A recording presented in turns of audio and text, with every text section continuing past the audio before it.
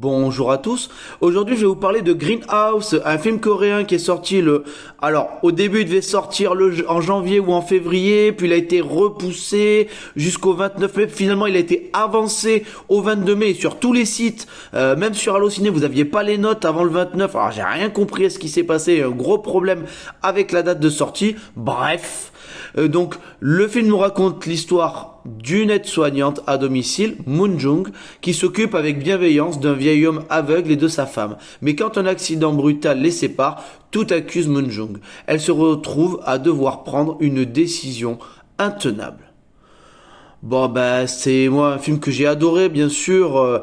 Déjà le casting, mais l'acting est juste hallucinant. Je sais pas si j'ai déjà vu une telle prestation. L'actrice principale est fabuleuse, mais c'est un euphémisme.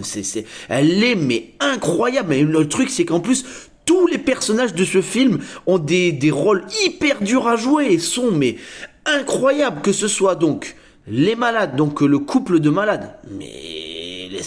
Comment on peut faire mieux?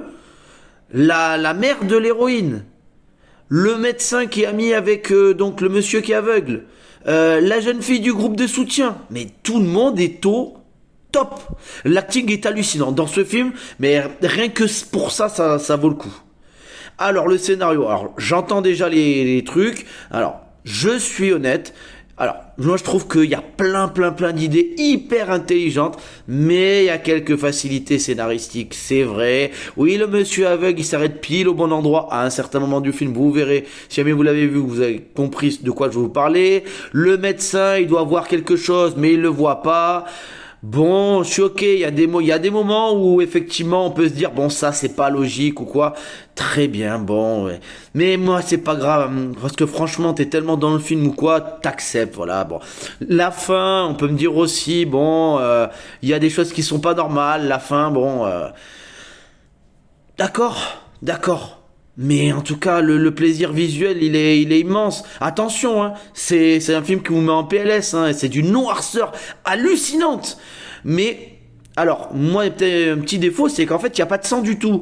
Et en fait, un film comme ça, je pense qu'en fait, tu voulu. Alors, attention, je veux pas du sang gratuitement, mais ça aurait rajouté de la noirceur de voir. Il y a plein de scènes difficiles qu'en fait, on les voit pas, ça cut. Et donc, du coup, on n'aurait pas cuté, on aurait montré. Hein, je pense que ça aurait rajouté, à mon avis, le film, on aurait été encore plus mal. Et du coup, ça aurait été encore mieux, encore plus réussi. Donc voilà, je pense qu'ils auraient dû aller au bout des choses. Et ça fait quand même plusieurs films comme ça, comme Sleep ou quoi, film coréen, que avant c'était les rois du sang, puis maintenant on voit plus rien. Bon, d'accord. Bon, le film il est lent, mais moi j'ai été pris de bout en bout et non, franchement j'ai adoré ce film.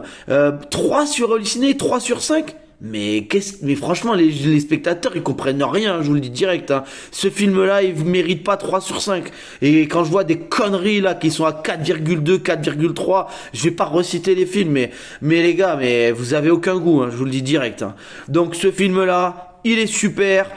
Je vous conseille d'aller le voir, il n'est pas exempt de tout défaut, il est exigeant en termes de rythme, mais franchement, c'est super. En plus, vous sortez du cinéma, vous avez des questions, tout n'est pas élucidé, on en parle, voilà, on a envie de reparler de ce film.